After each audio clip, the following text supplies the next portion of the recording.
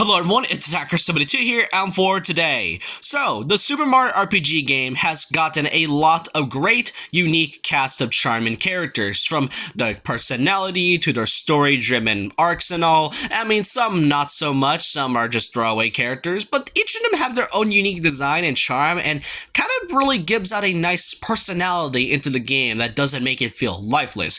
But there's just been this one character that many have always adored throughout the years, even currently when people have been waiting for this character to return at some point in a mainline game or even a spin-off at some point because of how great he is. And I'm not even gonna explain on who this character is, and that's really pretty much Geno. Geno has always been, if not the most popular Mario RPG character in this entirety since 1996. To this day, I still see people talking about Geno, even for those who have never played the original version or who has not played the remake as of recently. And to this day, many have kind of wondered on why exactly was Geno so popular or so big to begin with. Because as of recently, since the remake have come out, there's just been this hot take going on and the disputes about Geno having a lack of personality, or why was Geno so popular to begin with, or what makes him so great as well. And pretty much, I kind of want to talk about at least a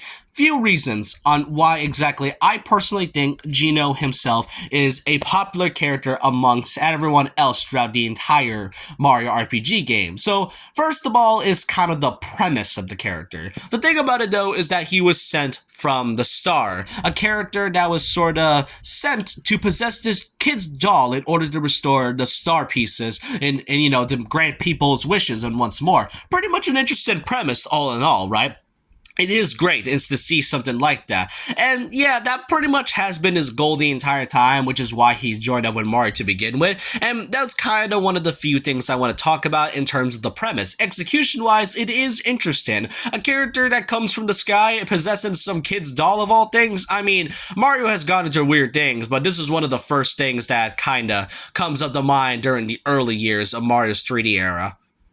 The second thing I want to talk about is terms of the design. Like, take a look at Geno's design for a moment. What kind of character sorta looks like this? The thing about Geno's design is that since it's a literal doll that was being possessed by some star spirits, the thing about it though is that it has a really cool and unique design out of everything else. Now, yes, there has been some really great and unique design characters in the entirety of the Legend of the Seven Star game, from Booster, Valentina, Yardovich, Captain Johnny, and a few characters I can't really mention as all, but Geno has always been such a strange standout because, I mean, and as someone who loves designing characters and someone who loves character designs, something about Geno feels really interesting about it. From the blue and yellow cape, from the hat itself, that orange thing on it, I'm not sure if that's supposed to be his hair or a part of his hat and all, and the wooden particles that pretty much represents the doll character is really something that makes people stand out.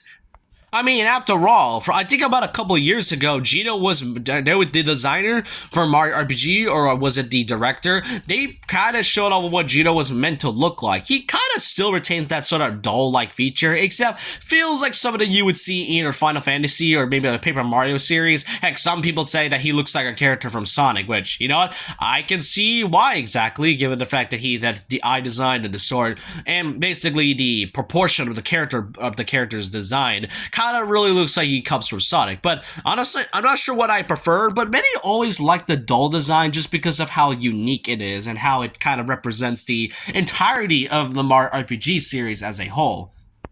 But then there was also the main reason. Now, a couple of those reasons are sort of just from like some people's personal perspective, but here we got ourselves the main reason. I'm not the main reason on why Geno got so popular to begin with. Smash Brothers. Smash Brothers has always been a thing for games and characters to join in order to represent each of their characters' franchises.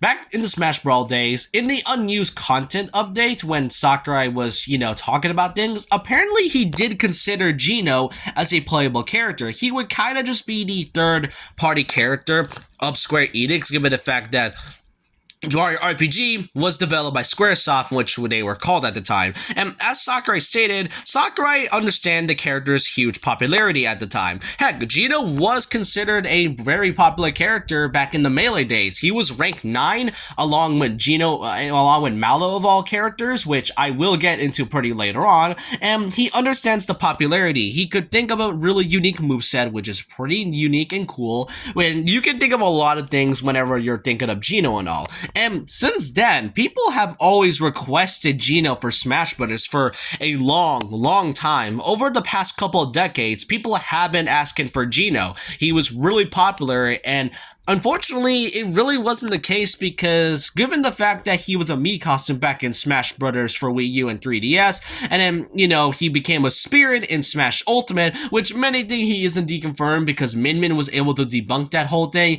That is until the Sephiroth update where Geno once again became a Mii costume, and at the time, I will admit, I didn't really understand Geno's entire character or popularity. I was kind of focused on the fact that Smash Bros. Was just a game that was just full of characters that I really wanted to see, and what other interesting characters they would add to make the whole roster spice it up. And I never really understand Geno's popularity, and I made a video about that alongside with Waluigi as well. And you know what? I can understand why people were upset about this. After all, Geno kind of feels like the character that would be perfect to sort of bring back the Mario RPG franchise, or well, I mean, at least to some people's theory.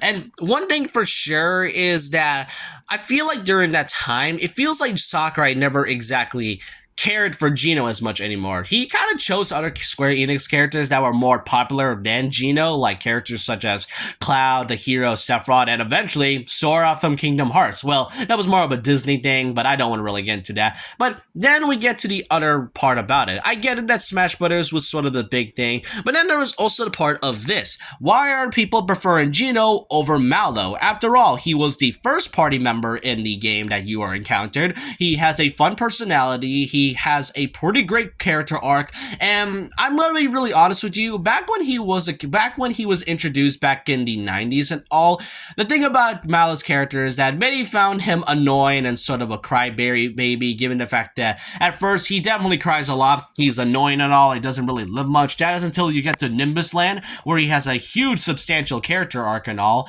And you know what? I can see why people didn't really like him, but now I've seen people really adore Mallow, and I'm gonna be really honest with you, unlike Geno and all, Mallow himself is actually a really underrated character, given the fact that it's kind of like a parallel with Mario and Luigi, where Luigi back then was a pretty underrated character and Mario was the popular one. Nowadays, Mario is the underrated one thanks to Luigi's substantial rise with Luigi's Mansion and all. And with Geno's character, it's kind of like that situation, but I'm gonna be real with you. I like both of these characters. They all are fun on their own. And then we get to the part of this. People stated that Geno has no personality at all. And you know what? I'm just gonna say it. There's some points where it is true. Sometimes Geno's personality is kind of vague and doesn't really tell us as much. And you know what? In the Mario RPG's game story, I don't think it's meant to be story driven. Yes, there are some great and emotional moments, but there are moments where I can say that not every character has to have a deep and complex personality. As someone who is kind of writes in characters that has complex and deep personalities, I want some characters to be at least simple. Geno himself is a character that is stoic, wise, and pretty much just a cool guy all around. He's a character that is trying to get used to his doll body and all, just trying to hang out with Mario and others and such. And like I mentioned in the beginning, he has his own goal to pretty much restore the entire Star Hill in order to, get everyone's wishes, get all the star pieces. That has been his main goal for a while since his first appearance.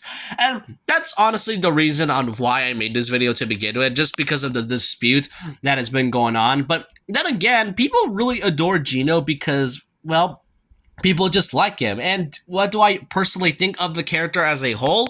I just thought he was neat. I mean, like I said, fan of character personalities. His design really stands out, which I feel like that's what a lot of Mario fans feel like it is. And not just that, Geno himself just feels like the main representative of Mario RPG. After all, Square Enix was the one that designed this character and the ones that helped develop this game and all. So I feel like if not, Geno feels like the main representation of what made Mario RPG such a great game to begin with. But that's all I can really say about it. Let me know your thoughts in the pages down below about what do you all think of Geno as a character. Do you think he's popular for other reasons, or do you think he's way too overrated? Let me know your thoughts in the pages down below about this. And so with that, leave a like, comment, subscribe, hit the notification bell for more videos, follow my Twitter, and I'll see you guys next time. And remember this, once a legend, always a legend.